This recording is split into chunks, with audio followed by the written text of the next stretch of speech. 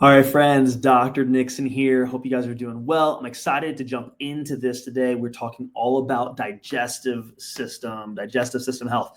If you've suffered with irritable bowel syndrome, chronic constipation, acid reflux, you're curious about probiotics, do they work, do they not work? We're going to answer so many questions. We're going to dive really deep into new technology that is now available to the vast majority of people where historically it never was. We're talking about gut testing. So I'm going to give you guys a lot of practical information of how to take care of your digestive system. So my name is Dr. Nixon, holistic chiropractor and certified functional medicine practitioner.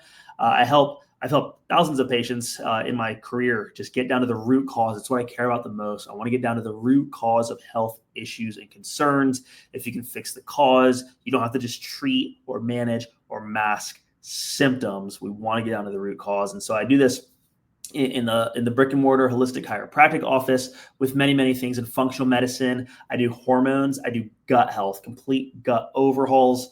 I do mold, so mycotoxins, and then methylation, which is MTHFR. And we do another subgroup of longevity medicine. Functional medicine, the way I describe it is you have a normal primary doctor and you go to him or her for, I don't know, bare bones, normal stuff. And then if you have issues, you go to a specialist like rheumatology or something if you're dealing with autoimmune, whatever. And then from there, once you're like, I want answers, and these guys aren't getting me complete answers, I want to understand more, I go to an integrative doctor, which is wonderful. We have fantastic integrative medical doctors, even just here in Winston-Salem. And then if you keep running into roadblocks, then you'll go functional. Functional medicine is just, in my opinion, just the deepest or deeper dive into what's going on.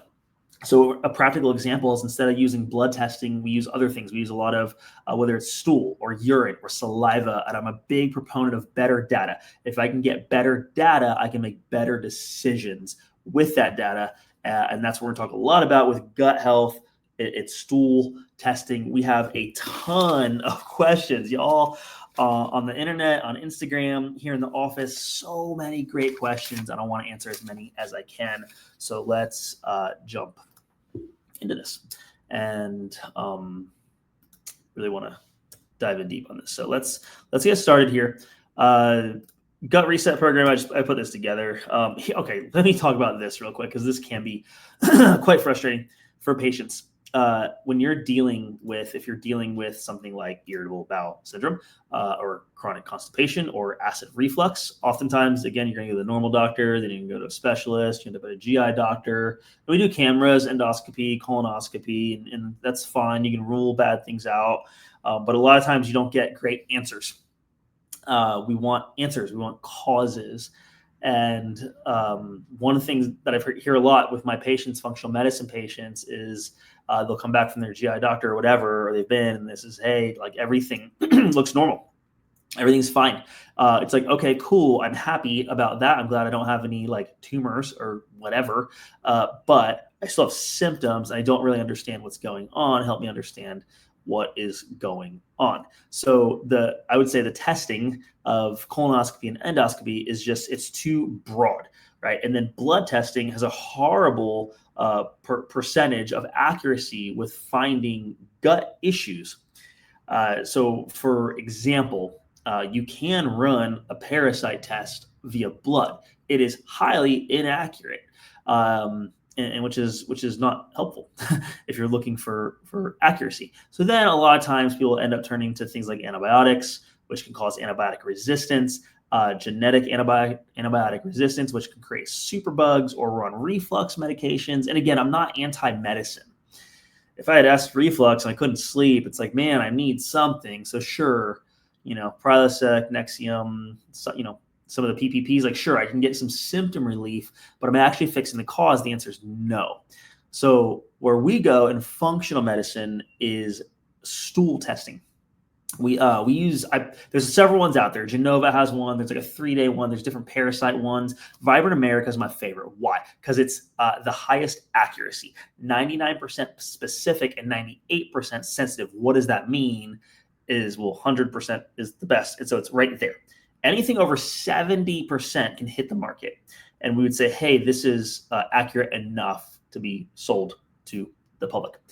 99% and 98%, that's the one I prefer the most. And it's a DNA test, DNA of the organisms, of every organism in your gut, the good bacteria, the bad bacteria, candidas and yeast and parasites, nasty stuff, viral tissue, candidas, H. pylori, so many gut pathogens. But if you have digestive issues, oftentimes at some point you want to know what's going on. So I want to show you guys some of these things. These are just so cool. Let me make the screen a little bit bigger. So here's an example of what the test results look like. And so in this patient here, you can see all the yellow. This person is higher levels of intestinal permeability, that we would call leaky gut. Metabolism is off. It's affecting the neurological system. High for irritable bowel syndrome as well. Hormones are doing okay. Autoimmune looks good. Liver looks good. Cardiovascular, but the inflammation in this person's digestive system really, really high. And SIBO. SIBO stands for small intestinal bacterial overgrowth. So SIBO is a big thing for bloating. If you're a patient who's experienced gas or bloating, I have patients who they just ferment food. That's SIBO. So there's 3 chambers of your gut: stomach, small, and large. The bacteria are supposed to live here. Water is here, and acid is here. So stomach is acid, small intestine is water, large intestine is bacteria. That's the way it's supposed to work. In SIBO, the bacteria from the colon move up north. They go upstairs into the small intestine, and now this patient no longer is digesting properly. They're fermenting their food. I have patients who can drink water and they're like, oh my gosh, I'm bloated. I eat good food. I can eat paleo or keto or vegan or vegetarian or whatever, and I still bloat. If that's you, SIBO might be the culprit. But then, like, okay, well, SIBO, well, how do I know? Well, there's methane producing and hydrogen producing bacteria that will show up on this test. And that's where we can actually get an answer as to what's causing your SIBO. I want to dig down deep. Now, you hear a lot of doctors say root cause, and there are a lot of root causes, but I just want to keep drilling down deeper and deeper and deeper. So on the right-hand side, you can see here, this patient has some different E. coli's, some different Lactobacillus brevis here on the lower end of normal. One of the really cool things, it'll also tell you your probiotics. So it'll actually tell you if you're taking a probiotic, it'll tell you if it's working. It'll actually tell you even if you need it. Check this one out. Anti-gliadin. If you've ever felt like, man, I'm sensitive to gluten. Anti-gliadin is the digestive marker for sensitivity to gluten. Doesn't mean this person is celiac disease, but helps us understand that this person is creating some immune response, IgA immune response to gluten. So we want to be aware of that. Zonulin, this is the test for leaky gut. So a lot of patients, they come to me, they're like, yeah, I think I have symptoms of leaky gut. And maybe they do, and maybe they don't. But oftentimes they've tried things. They've tried to heal their leaky gut because they saw someone online, or they took colostrum, or they took a different supplement or a probiotic, or they drink bone broth. And don't get me wrong, all those things are fine. And some people can do them and they feel better and they fix themselves. Praise God, hallelujah. I love that. Other people try it and they're like, man, it's not helping me. What's going on? And really the reality is yeah, it's not the cause. It might be part of the story or part of the problem, but it's not the cause, right? Meaning something's causing your leaky gut. And this is where we get into pathogens. So this patient here has 2 different pathogens, the Campylobacter and the adenovirus. Both of those guys right there need to be killed. Pathogens come to kill and steal and destroy, and we got to get rid of them. I've had little kids with parasites. I've had grown adults with different types of strains of E. coli. There's some nasty E. coli strains, and a lot of times patients will pick these things up at some point in their life, and then their body just doesn't have the ability to get rid of it or kill it, or it just takes root and lives in their digestive system for years. So I have patients who've just been dealing with this stuff for years. And finally, they would say, like, all right, enough's enough. I just want some help. And so then they go and get some help.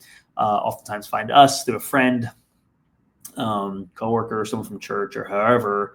And then we hop on a phone call called a discovery call. I ask a ton of questions. And if it feels like, hey, gut testing might be your answer, then we do it. And if I feel like there's a different route you can take, or if I feel like you don't need me and you can get better through a different source, then I'll tell you that too. But if you've struggled to heal your digestive system and you don't know the answer as to what's going on, gut testing might be the next step for you. So I want to answer questions. So this is why we did this. I want to give you guys just a quick overview of how this information works, how we get the information, how I help patients transform their health and their life and their gut. And remember, your gut affects your brain, so memory and energy.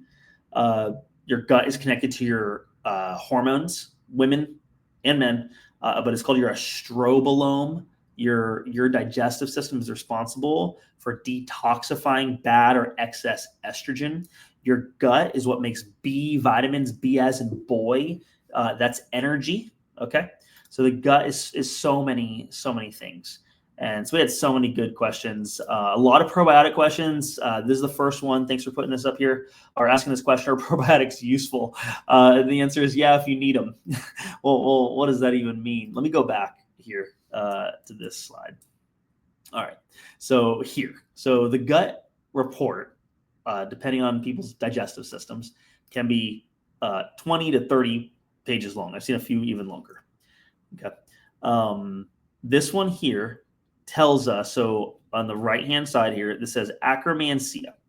Akkermansia is a very highly researched probiotic that is responsible to make a postbiotic that seals leaky gut. Cool. I could go to the store or I could watch someone on Instagram and they're like, Akkermansia will change your life. And I'm like, okay, cool. I want to change my life. And so I want to buy that. And it's $100 a bottle and it's a probiotic. And so I take it and I'm like, I don't feel different. I don't feel better. My digestive issues didn't go away. This product stinks or it doesn't work or probiotics don't work or, it's not useful. And I would say, well, yeah, because you didn't need it. So what this test does is it helps us not have to guess. So adding probiotics in is typically probably the third step that I do with patients. Step one is often get rid of pathogens, get rid of bad bacteria. Step two will have something to do with healing the leaky gut, changing, if they have SIBO, it's taking care of that. If their gallbladder's off, it's taking care of that. Then step 3 or 4 would be to add the good bacteria in. What most people do, and I don't blame them, but what most people do is they'll go probiotics first. The problem with that is if I'm fermenting and I eat probiotics, I'm just going to cause more problems. If I have pathogens in my gut, bad bacteria that are killing my good stuff, and I eat probiotics, my pathogens will just eat that probiotic. And so I'm wasting my money, but also potentially hurting myself. And so this is where we don't have to guess anymore. We just check. Just do the stool test if you're having digestive issues and you want to know if your probiotics are useful. One question I do get, a lot of people are on probiotics when they do this test. I tell them to stay on it. The company recommends going off of it. What I do is the opposite. I tell them to stay on it. I want to know if it's working. For example, again, in this one here, acidophilus, lactobacillus acidophilus, this person's low in it. And so let's just say they're taking a probiotic that has acidophilus in it. They've been taking it for 3 years. And I look at this number, I would tell them, well, doesn't look like it's working. There could be a number of reasons for that. Could be a pathogen that's killing it off. Could be it's a bad product. Could be that it's not making it past your digestive or your stomach acid. That's another big issue for patients. My favorite probiotic that I have found that makes it past the stomach acid is Seed, SEED. I sell it in our clinic. They have a kid version as well. Phenomenal probiotic. You have to start slow. And you might want to consult your functional medicine doctor before you start taking it. But that is one of my favorites. The capsule makes it past the stomach acid. Then it goes to your small and large intestine. And then the capsule becomes the food, also known as the prebiotic for the bacteria, this is the next question. What's the difference between pre, pro, and postbiotics? Love that question. Love that question there. So probiotic is the organism. It eats prebiotics. So prebiotic is food that the probiotic eats. The probiotic makes a byproduct called a postbiotic. So eats food. Prebiotic is the food.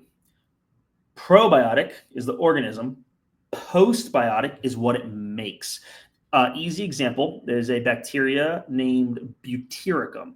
Butyricum eats fibrous foods. So inulin, chicory, celery stalk, kale stalk, those are usually prebiotics. It makes a postbiotic called butyrate. Butyrate is a natural steroid in your body and helps your digestive system. Phenomenal. Helpful for eczema, helpful for decreasing things like acid reflux if you need it. How do I know if I need it? You do the gut test. It tells you if you have enough butyrate or butyricum or short chain fatty acids in your body. Cool. Tim asked this question, what's the best probiotic? The best probiotic is the one you need. Historically speaking, let's just say, hey, I don't have gut issues. I don't want to spend $1,000, $2,000 on a gut test because I don't need it. And I don't want to spend the money, but I do want to take a probiotic because I think it might be helpful for me. Which one should I take? The rule of thumb there is you can take a probiotic. You can take one for 3 months and then run out of it and then wait, 6 months, 9 months, and then take another different one. That way you're getting diversity. Diversity is key for the microbiome. I like Mary Ruth's liquid probiotic. I like Megaspore. It's a spore-based probiotic. Spore-based organisms kill mold, and spore-based probiotics also create B vitamins, which is brain energy.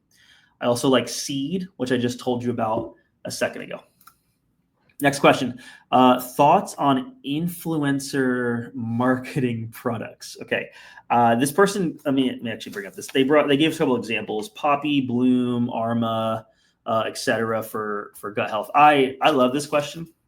How do I want to answer this question? I do my research, right? So we're all getting marketed to one way or another. Especially in gut world, we would say it's like food, vitamins, supplements, different things. I'll use Arma as an example. So it's a colostrum. It's really pretty, nice branding. They do a great job marketing. They spend a lot of money on marketing, and colostrum. Naturally, the way we would get colostrum is when a mom nurses. Some of the first milk that's produced is colostrum. Colostrum seals leaky gut. All babies are born with intestinal permeability. Colostrum seals the gut. As an adult, why would I take colostrum? Well, if you have leaky gut, it could help you. And if you healed leaky gut, you would have better energy and less inflammation. And you would just probably feel better. If you had eczema or acne, your skin would probably get better. So there's lots of benefits. Do your research, like I said, right? So Arma has lactose in it. As far as the last time I checked, which was maybe 6 months ago. Because patients ask me this stuff all the time, or they're already on it. I don't like using it. I like using a lactose-free colostrum. And the reason why is if I have leaky gut, the next thing that happens from leaky gut is what? Food sensitivities. So if I'm putting lactose into there, I have a high probability of creating a food sensitivity. So I'm trying to fix one thing by causing another. I don't want to do that. So I use a company, it's called Designs for Health. It's IG Shield. It's a bovine colostrum, grass-fed, no lactose. Pretty simple. Probably cost exactly the same, but it'll never get marketed to you because it's not pretty. But it's just better. So, but there are things like, I don't know, Poppy was one of the examples on here. I think that's a great drink. I would do my research on what's in it or not in it. I've never had one. So I think that's my answer to that question on the influencer marketing is do the research just like you would anything else. Doesn't mean it's a bad product necessarily. Like there are things that are marketed. Body Bio is one that I'm aware of that I know gets marketed. Influencer marketing, they put a lot of money behind that, but it's minerals that I've seen, and they're actually a really great product. Do your research, find out where the minerals are from. I believe they're from Utah, the Great Salt Lake, and they're super clean. And so that's one that I have personally used. Cool. Hopefully that answers the question. If you have a specific product that you're using and you're like, oh, help me do the research on is this good or bad, send it over. I'd love to help you. All right. What to do if my gallbladder is gone? I can't make it grow back, but I can help you.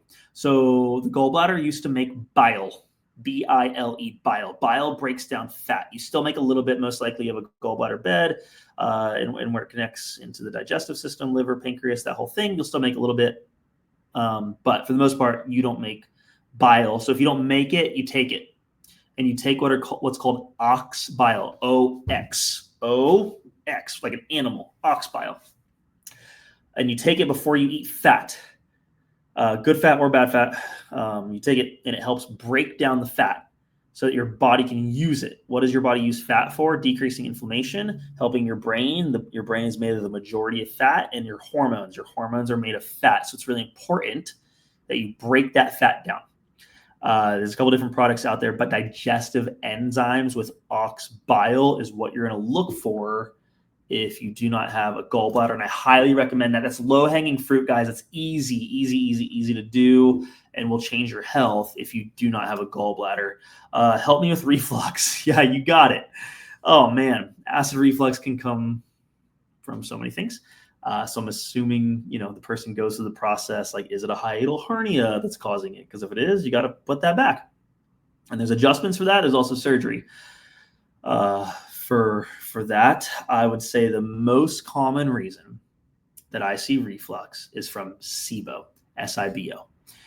It's that fermentation that happens in the small intestine. And it's like, y'all remember the super soakers when we were kids? Like, you pump it up. That's your digestive system with SIBO. Like, it ferments, and then that sphincter cannot open and close, and then boom, here comes all this acid reflux. That's the most common reason on gut testing that I see acid reflux, and we have phenomenal results. We use a Canadian product from Zuma, and we use it in a specific way to get rid of SIBO. It's fantastic, the product and the protocol that I put patients on to get rid of SIBO and to keep it away. All right, next question. Why is my gut so inflamed if I eat really clean? Gosh, great question. And again, functional medicine, right? So like when people get to me, they've already tried to cut out gluten, cut out dairy, maybe an elimination diet, which is super intense, maybe an AIP protocol, autoimmune protocol. They've done a lot of things or tried a lot of things before they get to me. So if a person comes to me and they've done that for years, 5 years, I've cut out gluten, I felt a little bit better, cut out dairy, felt a little bit better, but I'm still having gut issues. What is going on? I just want to answer once and for all. I'm frustrated. They come to me. We're going to run the gut test. So there's 5 markers that'll show up for inflammation on this gut test. MMP9, there's lysozyme, there's several different ones. We can figure out where the inflammation is coming from. That is the key. Is it coming from a deficiency of good bacteria, or is it coming from an overgrowth of bad bacteria? Staph, strep, E. coli in overgrowth will kill good bacteria. It is one of the fastest ways to cause inflammation. High zonulin, high gliadin, so sensitive to gluten, leaky gut, also can cause inflammation. With the leaky gut, though, oftentimes it is like, hey, something's causing that. Had a recent patient, high levels of inflammation. We were able to trace it back to a combination of E. coli's and SIBO that were in her body. And it was just wreaking havoc. Like she ate so like better than me. I'm decent, but she crushed it on the nutrition protocol, and she felt okay, just not great, not wonderful. She would bloat around her cycle. She would have digestive just waves up and down randomly for no good reason, and she just wanted answers. And so, again, you can get answers. So that is, I would say, if I had to answer just one word, so to speak, I would say pathogens is often at the root of inflammation in the gut when someone's eating really clean. Because there's no amount of like bone broth that you can drink to kill a parasite. Like, think about this with parasites, especially, you're the host. They live in you and they're stealing from you. They steal your neurotransmitters. So your serotonin, your melatonin, your dopamine. They steal your sleep and they steal your joy. They also create byproducts like this ammonia gas that causes leaky gut and inflammation in your gut. You got to get rid of these things. And there's no amount of kale or broccoli or bone broth that will kill those things. Although all three of those things are good for you, you should eat them. But if you have a pathogen, you have to kill it. You have to do a protocol. So we'll use there's so many different protocols I'll use. They're all tailored to each person's gut. But we'll use colloidal silver. We'll use biocidins. We'll use SIBO cleanses. We'll use mold cleanses, mold detox, Para X from Symbiotica. There's a lot of different products out there. And that's really, you gotta be really careful with trying those. Those are pretty heavy hitters. If you take the wrong product or you take too much of the wrong product, you can really do damage to your gut and to your digestive system. You can give yourself Herx reactions. And so I just don't like to guess if we don't have to. And good news, we don't have to. Okay. Gastroparesis. Can you help with gastroparesis? Here's how we have helped with gastroparesis. Again, gastroparesis can come from a number of different things, getting some clear understanding of what's going on. But essentially, if you look at gastroparesis, it starts as an issue in the nervous system. So there's fight or flight in your vagus nerve, and then there's rest and digest. Fight or flight, rest and digest. This person has a lot of fight or flight. So what don't they have? Rest and digest. So what don't their bowels do? Digest and move. My nephew had this. With my nephew, he was an infant, a baby, when they discovered it, found it, and NICU and all that stuff. We were able to regulate his nervous system through chiropractic care. And I believe the Lord did a miracle in his life, because he went from having three baclofen medications a day to 0 after one adjustment when he was an infant. And I'm so grateful to be part of that and to adjust him. But I think the Lord was absolutely involved and always is in healing. But that would be neurologically. So finding a neurological chiropractor, a chiropractor who knows and understands the nervous system and how the nerves are connected to the gut. Real quick, if a nerve goes to your muscle, you feel it as a spastic muscle. If the nerve goes to your gut or your colon, you feel it as a spastic colon, and you're not digesting, right? So that's the easy ditty on that. So you create parasympathetic. So if it wasn't the nervous system and this person developed gastroparesis as an adult, I would ask a lot of questions about stress, vagus nerve, what happened. If we went down the road of a gut test, I would be looking for pathogens that trigger the nervous system. There's specific E. coli, there's Shiga, S-H-I-G-A, Shiga producing toxic E. coli. E. coli that produce Shiga toxin. Shiga is a neurotoxin that when this E. coli is when we try to kill it, it produces this neurotoxin that causes fight or flight mode. So the patient often feels anxiety, would be probably the most common version that we would see. That can cause gastroparesis. And so there are ways to get rid of a Shiga-producing organism. And you don't do it by trying to kill it. You do it by tricking it.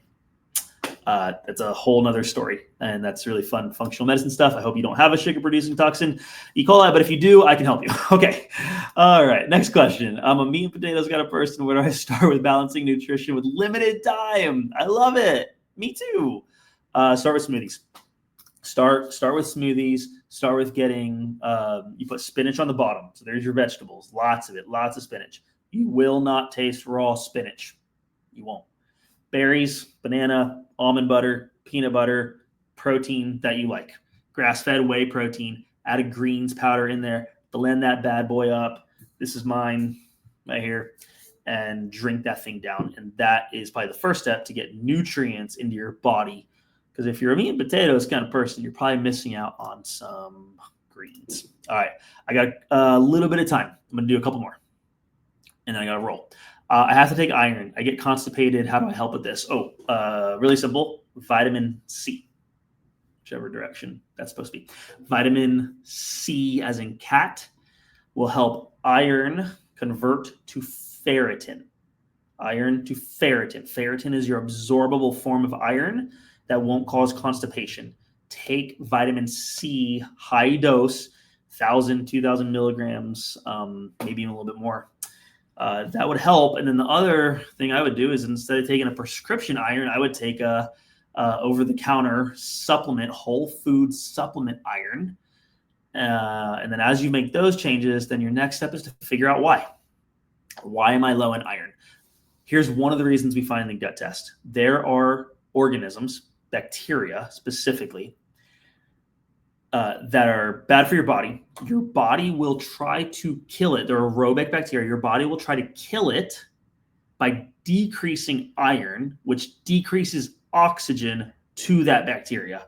That's crazy. Your body's always in the business of helping you. It's the way God created it. It'll lower your iron on purpose to try to kill this bacteria. And in the process, it makes you exhausted. It makes you tired. You're fatigued. You have low iron. But your body's trying to help you. Help your body by finding out, do I have this organism that would make my body decrease iron and get rid of it? We do this on patients all the time, adults and kids. We had a little kid. She was struggling so much. I can't even imagine having low iron as a kid, like lethargic, tired, couldn't play, couldn't run around. And they were doing all the testing, and their primary doctor, their pediatrician, was trying to be helpful, just no answers, nothing. And we did the gut test, and we found pathogens, and we killed that sucker. I get excited about killing pathogens because they do not belong to you and they do not belong in you. Okay. And so we killed that thing. And months later, mom is like, her energy is through the roof. She's excited. She plays all these things. And one of the times mom was like, it's a lot. And I said, yeah. And you prayed for this and you asked for this. And don't forget, because it's way better than what it was. Having a little kid who just lights up the room, she's going to change the world. But first, she's going to change mom's world. But I understand empathetically where mom's coming from. Like, it's a lot. Good. Great. I love it. So anyways, iron, constipated, take some vitamin C. Oh, thoughts on helping kids. Yeah, man. I've seen kids with parasites in their body literally from birth, from the birthing process. I've seen kids get organisms early on. I don't care how you deliver a baby, you're a superhero. If your baby comes through the birth canal, they get a probiotic gulp, so they get your microbiome, mom's microbiome. C-section babies like me, we miss out on a lot. We miss out on, there's one strain called Infitis, which develops our digestive system. And so a lot of times we'll supplement that with C-section kiddos who are having digestive issues or colicky or just frustrated and fussy and gassy. We'll use that a lot. But the same way we help kids is the same way we help adults. We do a stool test, and a lot of times it's easier because they're in a diaper. So, man, these are such good questions, you guys. I love it. I love doing this. I love knowing what you guys are working through on the healing journey. I love encouraging you guys. I want you to know there's help, there's answers for wholeness, that your body was created to heal, and praying that you would experience wholeness, mind, body, and spirit. And if functional medicine and gut testing might be part of that process, like, cool. I'd love to talk, connect. Click below. I'll put my link. It's for a free discovery call. We don't charge anything. I'll just hop on the phone. I'll call you. We'll spend 15, 20, 30 minutes just chatting through stuff. And if I can help you, I'll help you. And if I think you need to look somewhere else or take a different route, I'll tell you that too. I have great colleagues and friends in the functional medicine space. And I do it all over the country. We have our brick and mortar here in Winston-Salem, and I love my city. And if you live in Winston, I want to help you. But I also coach virtually, lots and lots of patients all over the country. So, all right. Bless you guys. This is Dr. Nixon with Twin City Health. I'll see you next time.